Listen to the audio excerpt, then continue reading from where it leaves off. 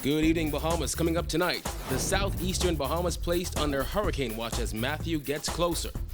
Hubert Chipman not seeking re-election in 2017. We'll tell you why. Another young artist hoping to make some waves in the music industry. And as always, we count down the top quotes of the week.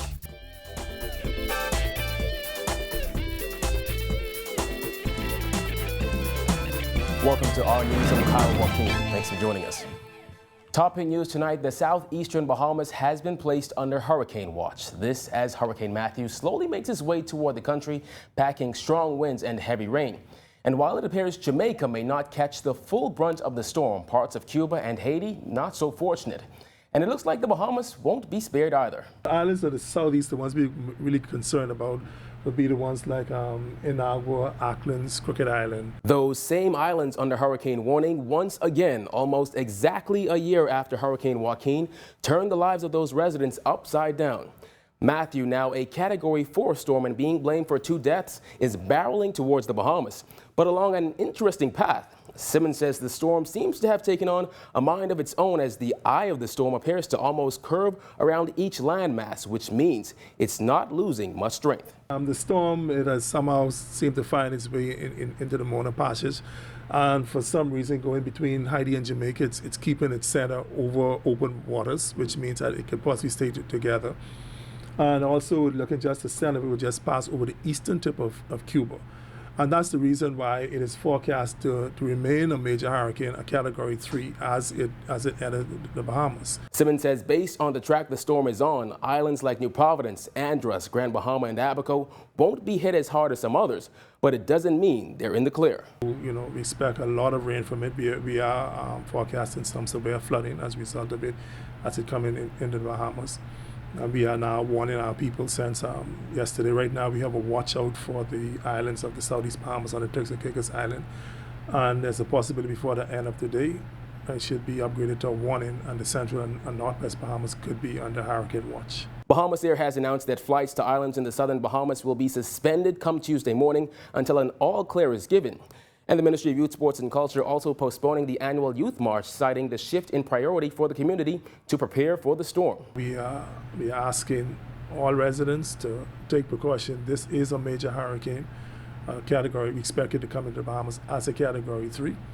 And we are asking all residents to take this serious and really do your preparation and stay in touch, stay tuned. What's going on? Well, the Free National Movement is calling off all party activity during this week as people prepare for Matthew.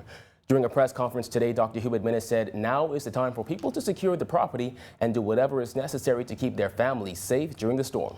The FNM will therefore be suspending all political activities this week to concentrate on the nation, the people, and offer assistance where there is needed.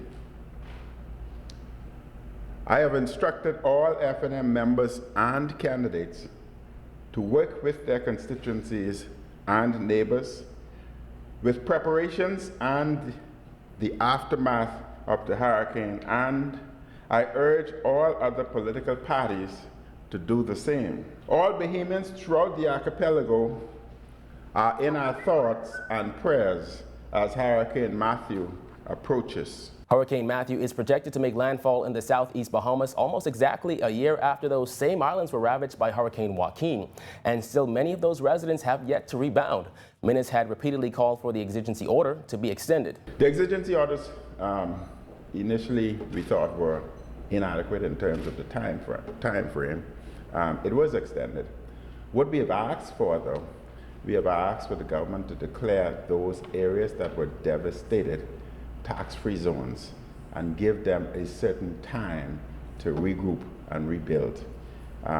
We still feel that would have gone a long way in assisting not only the residential components, but also the businesses. Well, more from the FNM. St. Anne's MP Hubert Chipman has confirmed that he will not be seeking re-election in that constituency. In a statement today, Chipman said he advised Free National Movement leader Dr. Hubert Minnis and the party's chairman that he has decided to not offer himself as a candidate in the upcoming general election, stating it is clear that under the leadership of Dr. Hubert Minnis, my contribution to the FNM as a member of parliament is no longer desired, required, or wanted. Chipman continued saying although he has remained loyal to the FNM, the party has become an organization that he barely recognizes. According to the St. Anne's MP, even when it came to the work he did as chair of the Public Accounts Committee in the House of Assembly, he didn't receive full support from Minnis as opposition leader. He's just the latest of the gang of 6 who opposed Minnis as leader of the party, leading up to the recent FNM convention to reveal that they won't seek a nomination. Central Grand Bahama MP Nico Grant, North Eleuthera MP Theo Neely, and Montague MP Richard Lightbourne have all said that they will not be running on the FNM's ticket. Fort Charlotte MP Dr. Andrew Rollins has also said that he won't run in his constituency. He's been replaced by former DNA chairman Mark Humes. Well, we took the opportunity during the FNM's press conference today to ask Minnis his thoughts on Chipman's statement.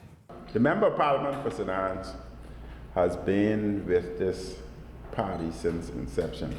He's been around from Cecil Wallace Whitfield time. He has a wealth of knowledge and he has been assisting all through. At this present time, the PLP is doing serious damage to this country. They're the worst government this country has ever seen. Sure. And the Member of Parliament feels that with his knowledge and contribution, he feels that it's time for him to step at the national level to do whatever is necessary in our campaign to get rid of this worthless government. But he was pressed further as to how he really felt about Chipman's statement. At this point in time, I think he, I, and even you recognize that we must do everything, bring all of our heavy hitters on board to get rid of the PLP.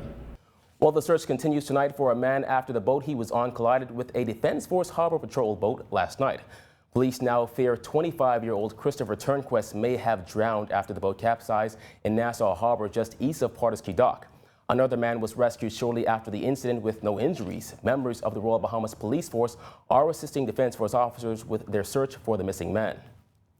Meanwhile, police are looking for 3 men who they believe shot a man as he walked along Peter Street around 6 this morning. The trio reportedly fled on foot. The victim was taken to hospital where he is said to be in stable condition. Well, here at R News, we like to feature some of the incredible things being done by young Bahamians. This week, it's all about a young man who's making moves of his own in the music industry.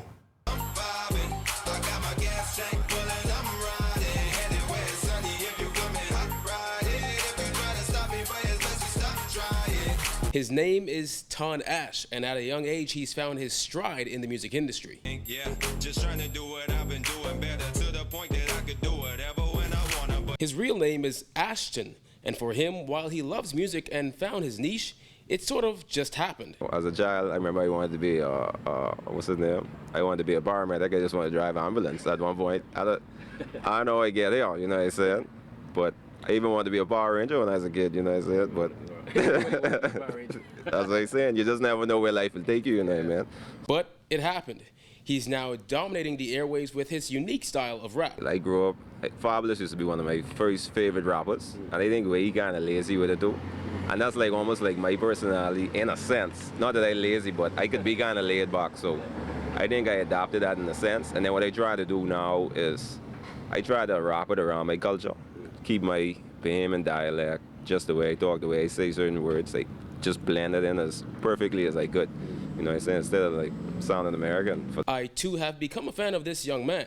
One of his best known hits to date, a tribute to every Bahamian woman.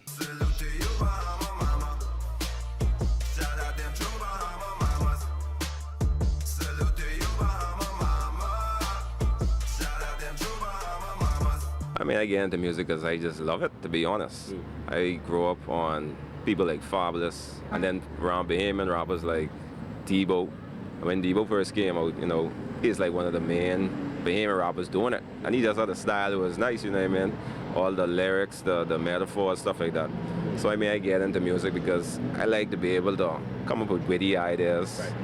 Witty lyrics, like what people could be like, oh, that's like, yeah, you know what I mean? So during our sit down this past week, we asked Ton Ash where he hopes his music will take him. Like, I hope this take me to the end of the world, to be honest. Like, I wouldn't mind representing the Bahamas with this kind of music. Like I say, it's different, you know what I'm saying? Introduce them to stuff like Bahama, Junkanoo, Welcome to My City. Like, even with the videos I be doing, I trying to show off the island and stuff like that, you know what I mean? I just like to take it far, to be honest.